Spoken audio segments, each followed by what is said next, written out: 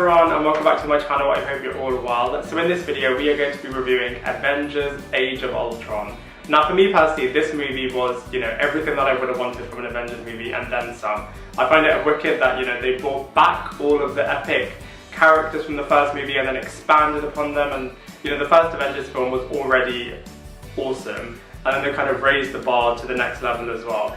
And also, I guess, knowing what we know now in terms of, Thanos' famous finger snap, this Avengers movie may well be the last one with this current awesome cast. So I think for that reason it's just, it's quite monumental as well for those purposes. And also for me personally, Ultron was one of my favourite villains growing up. So to kind of see him in like a movie for me was just really, really special. And if you've ever encountered the name Ultron in PlayStation Network online gaming or in forums and stuff, now you know who the person is. So kind of for all of those reasons, Avengers Age of Ultron was for me just the perfect movie, and I can't wait to go in depth with this review with you guys. So the movie picks up in Sokovia with the team regrouped after all of the different solo outings in Phase 2, and the team are raiding a Hydra facility looking for Loki's scepter. They have a bit of a battle with the Hydra facility guys, and they beat them, defeat them, and then bring the scepter back to the Avengers headquarters. The team are then kind of celebrating their win, and Tony Stark and Bruce Banner are then examining the scepter, and then they find out that there's some artificial intelligence within the scepter, and then they kind of use this to launch the Ultron initiative, which is kind of like a global security program to kind of help save the world from attacks basically. So Bruce Banner's kind of a bit reluctant because he wants to let the rest of the team know, but Tony Stark just wants to kind of get on with it. So they agree to disagree, they kind of begin working on it and then leave to join the rest of the team in the bar celebrating. While they're doing that, Ultron kind of awakens and for whatever reason decides that the global security program means that he needs to wipe out the human race. So he attacks the Avengers, they have a bit of battle, and he flees and recruits Scarlet Witch and Quicksilver, and they're happy to join Ultron's team because they blame Tony Stark for the death of their parents, because Tony used to be involved with creating weapons. So they're happy to join Ultron's team and kind of support him. And then from there onwards, it just becomes a massive battle between kind of the Avengers trying to save the world while feeling guilty for kind of creating Ultron. And then yeah, it's kind of like a battle of good versus evil.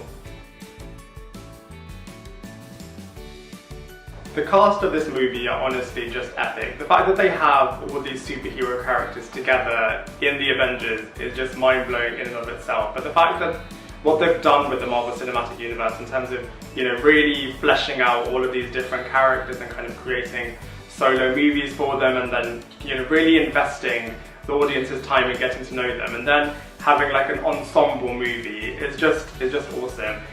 And they've done it, they've handled it in such a good way that you could easily have had, Robert Downey Jr.'s character Iron Man, for example, really overshadowing all of the rest, or similarly with Chris Hemsworth's character of Thor, or Chris Evans with Captain America. But the way that they've done this movie is that they've balanced it really, really well, so that this screen time is kind of shared between all of them.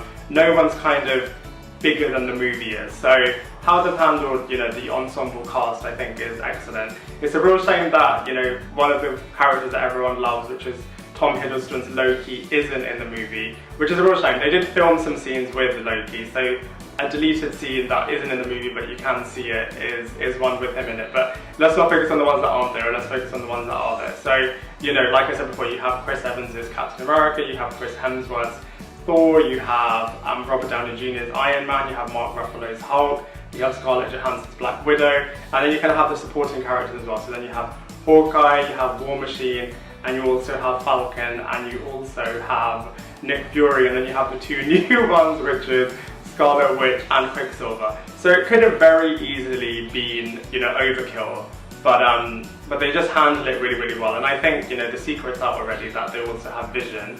So it could have been, way too much, but they've just evenly spread it out across the movie really, really nicely.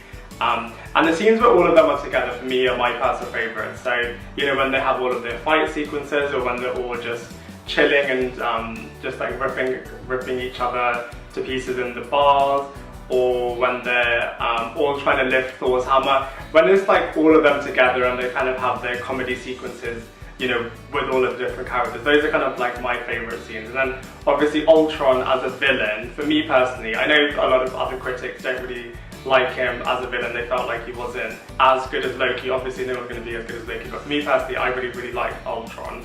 And I think how they've handled him in this movie was really good, in terms of, you know, Tony Stark and Bruce Banner kind of are the ones that kind of created him. So there's a whole bit of remorse and guilt throughout the film, and kind of playing blame game with each other and kind of all of those different aspects. So for those reasons, I kind of feel like, you know, he is a layered villain, but then there's also different layers with the team and how they kind of feel responsible and how they have a real personal reason to kind of take this villain down. So, and then he's, you know, at certain points seems really unstoppable, especially when he has some vibranium and, you know, just becoming like this unstoppable force. So, you know, from a character's point of view, this film just absolutely kills it. The visuals in this movie are just epic beyond belief. You know, all the different powers, all of the different camera angles, all the different fight sequences, everything just looks spectacular. It's such an incredibly good looking movie. And, you know, Ultron's army looks really cool. All of the different fight sequences, all of the different times when the team are together and you kind of see all of the different characters interacting, and just the scale of it all. Everything's just really larger than life, and yeah, from a visuals aesthetics point of view, it's a real enjoyable movie to watch.